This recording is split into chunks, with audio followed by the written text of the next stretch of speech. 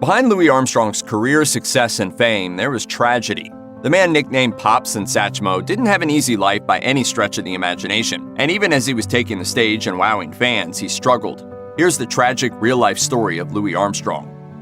Louis Armstrong was born on August 4, 1901, and grew up in an insanely tough New Orleans neighborhood called the Battlefield. Abandoned by his father as a small child and raised by his single mother, Armstrong and his family struggled to get by. In his memoirs, Armstrong detailed abject poverty, describing how he and his sister would have to go into the better parts of town and scavenge through dumpsters for food. He also began working at the age of 6, scavenging for scrap metal, bones, rags, and bottles alongside the children of a local Jewish family called the Karnofskys.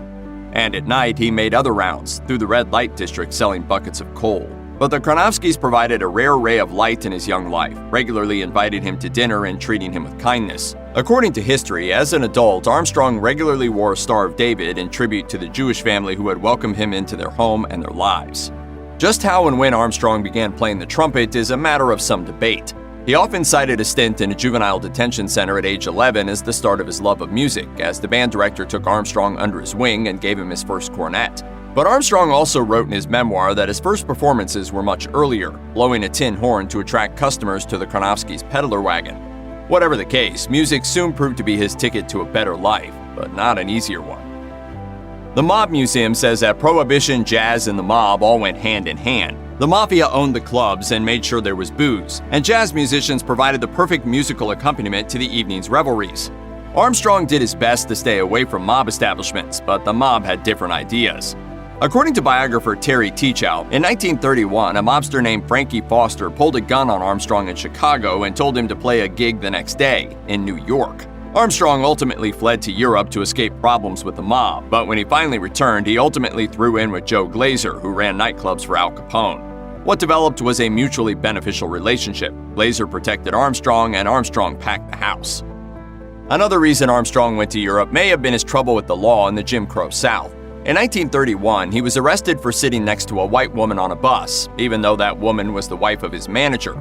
Armstrong and his whole band spent the night in jail, but the next night they played a gig and dedicated the first song to the Memphis Police Department. The song? "I'll Be Glad When You're Dead, You Rascal You." Even though some of those police officers were in the crowd and were actually members of the Ku Klux Klan, Armstrong not only got away with it, they even thanked him for the onstage mention. Why?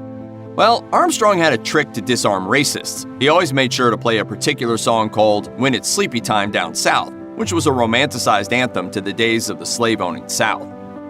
Not everyone appreciated Armstrong's outlook on things, though, and during the civil rights era of the 1950s and 1960s, he was attacked by both sides, sometimes all too literally. In February 1957, for instance, someone drove by the venue where Armstrong was playing and threw a stick of dynamite.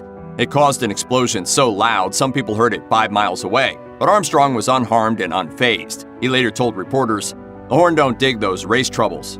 Members of the African American community also criticized Armstrong, though. According to the New York Times, fellow jazz legend Miles Davis said, "I love the way Louis played trumpet, man, but I hated the way he had to grin to get over with some tired white folks." Though Armstrong strongly criticized the government over segregation, he also served as a goodwill ambassador for the State Department at the same time, leading some to consider him a sellout. But as his very pointed words to Ebony magazine make abundantly clear, Armstrong never lost sight of who he was and where and when he was.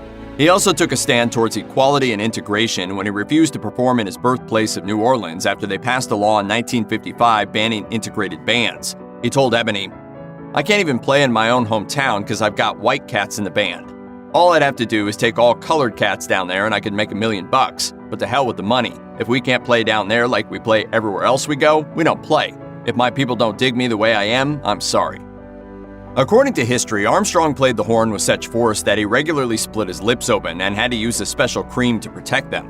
In fact, his lips were also covered with such hard calluses that he regularly used a razor blade to remove the worst of the scar tissue. Worst of all, though, is what is now known as Satchmo syndrome, a potentially career-ending injury that happens when lip muscles rupture. Armstrong suffered just such an injury at one point in his career and had to take a year off from performing to recover. There were some health issues, though, that he couldn't recover from so easily. During a European tour in 1959, Armstrong suffered a serious heart attack. Over the next few years, he began experiencing swelling in his legs due to poor circulation and a steadily worsening heart condition. By 1964, his gallbladder, kidneys, and liver were failing. He finally sought treatment in 1968 and spent the next year bedridden. After emergency surgery, he was eventually able to perform again, but only briefly. He suffered another heart attack and passed away in his sleep 2 months later on July 6, 1971. Armstrong left behind an unparalleled musical legacy, but he also left behind a legacy of another kind, a daughter named Sharon Preston Fulta, whose existence was kept secret for many years until she finally came forward with the shocking truth. Sharon was born in 1955, but not to any of Armstrong's 4 wives. Instead, her mother was a dancer by the name of Lucille Preston, whom Armstrong had a long affair with. He was married at that time, but he made space for us. Preston finally ended things in 1967 after Armstrong refused to marry her, but he continued to provide financial support for Sharon until his death. In one of his final letters, he wrote, "Sharon may not realize now what I mean to her and doing for her, but I'm sure as she matures, she'll dig Pops as the man who will be loving her until the day he dies or she dies. That's sincerity and from the heart stuff."